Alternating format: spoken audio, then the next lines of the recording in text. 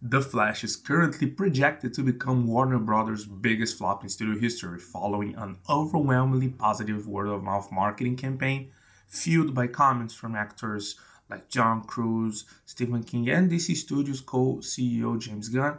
The Flash is bombing at the domestic and global box office. In the domestic box office, they didn't even reach $100 million yet, and you can see, if you see the total, they reached $245 million, and probably they won't reach the 300 million mark, leaving the studio with huge financial losses. So let's just understand in this video what other financial losses did we see from Warner Brothers and understand clearly how did Flash lose all of this money, and of course understand what are the future of other projects like Blue Beetle and Aquaman 2. But just don't forget, leave a like, don't forget subscribe, and let's go with this video.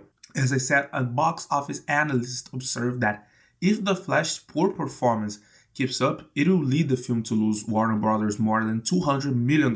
He even mentioned that The Flash's hefty $150 million promotional budget may not even be recouped by box office earnings, and Warner Brothers would have lost less money releasing it on Max or not releasing it at all.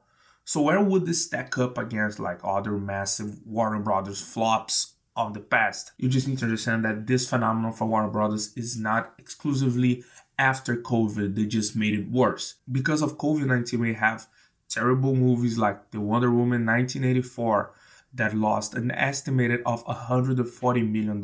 While I am sorry because of this, because The Suicide Squad, which was a very good movie made by James Gunn, that had problems because of the first movie, which was trash, and of course poor marketing, they lost $120 million, even though it is a fantastic movie. Other recent flops, which were Matrix Resolution, that lost $130 million.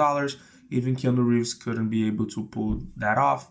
And LeBron James' Space Jam: A New Legacy vanished $110 million for Warner. Warner was suffering a couple of pre-pandemic flops as well during the 2000s. 2017, King Arthur: Legend of the Sword lost approximately $150 million, and after earning $150 million worldwide.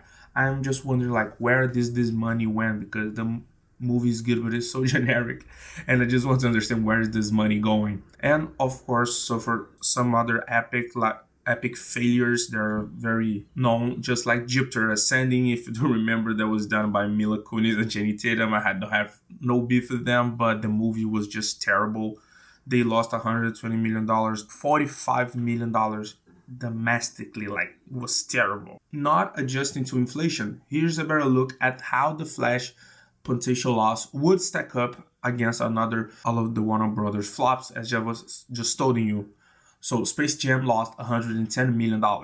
Then next to him, Suicide Squad lost $120 million. Jupiter's Ascending lost $120. The Matrix Resolution lost $130 million. Wonder Woman 1984 lost $137 million. King Arthur: Legend of the Sword lost $150 million. And The Flash lost an estimate of $200 million. If you stack up all of that, it is probably reaching the $1 billion mark, which is phenomenal how bad it is. And it is a painful reality for a company that was so confident that would hit two great performances just like Black Adam and Shazam: Fury of the Gods. But if I'm not mistaken, both of those movies broke even. Like they didn't make any money, but they didn't lose any money. And understand why The Flash didn't make enough money. If you didn't see, I'm gonna tell you a little bit right away. And if you've seen, let's understand with me what it is. First of all, the movie in general could be better. I'm sorry. Greatest problem that this movie had was the CGI. I'm just trying to understand like why the CGI was that bad, because with that amount of investment, the CGI needed to be, I don't know, acceptable, and it wasn't. First of all, the problem with the Speed Force that he has, it looked like a bad video game. The animation that they did was just pathetic and just bad. This should have stuck out with the Zack Snyder version. I think that would be just better overall. Of course, the baby scene was just disgusting. Like, that scene was just terrible. The effects on the baby, just remember the scene from Twilight when you had that baby and then Jesus Christ, like that was terrifying. That was awful. And of course, the story wasn't that good. It was trying to stick out with just nice fan services of Michael Keaton. That was the best part of the movie, Michael Keaton overall.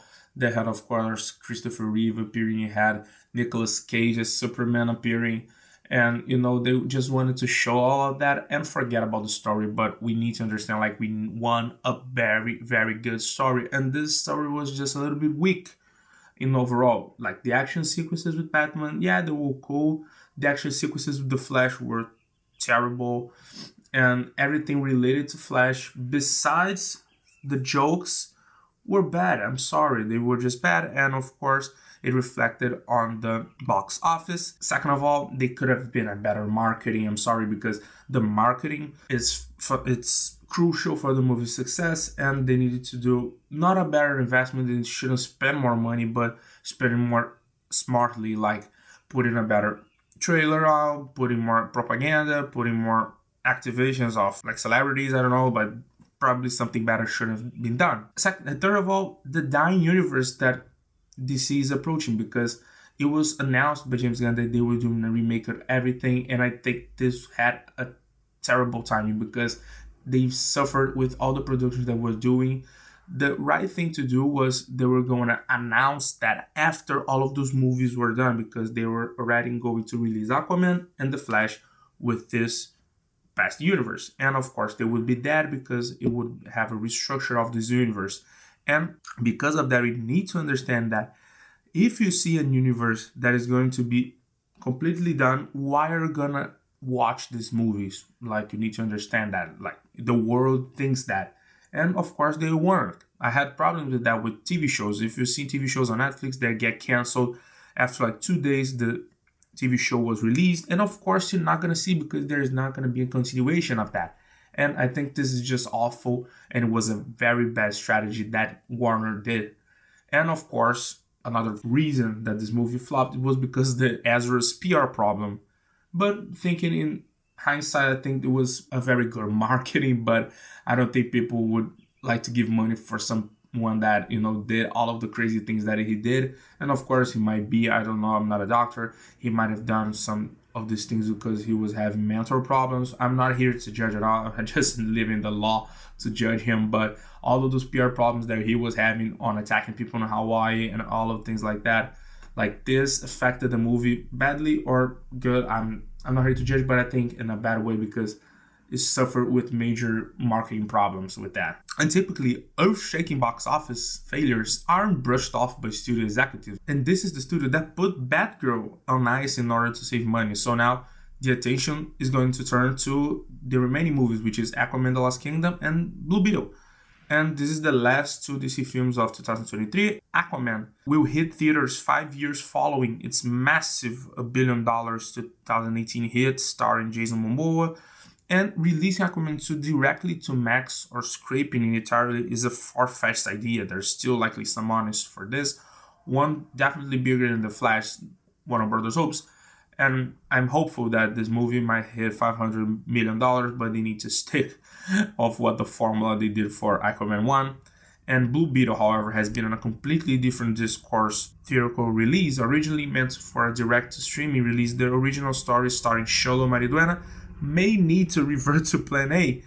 And I'm sorry, if you've seen the trailers for Blue Beetle, I am sorry. I think this movie is not going to be good, because it looks like a TV show investment, because it looks just the visual, it looks terrible. Not the suit looks nice, but I don't think the movie is going to be good. I'm sorry, I hope that it's good, but I don't think it's going to be. And a wide release is expensive, not only to play in theaters across the globe, but the marketing dollars is spent so audiences know the movie is releasing. The Flash's marketing budget was treated as if it was going to be one of the 2023 Summer Smash. Warner Brothers cannot afford to pour any more money into Blue Beetle, a complete unknown that will need incredibly positive word of mouth to perform admirably at the August box office. And DC fans may just need a reset, which they are getting on June 11th with 2025 when Superman Legacy hits theaters. And this is just stuff for Warner Brothers and DC. I hope they do a turnaround event on that. So I think that's it for the video. Thank you guys so much for watching. I will see you guys on the next video, on the next review, whatever. So Goodbye and peace.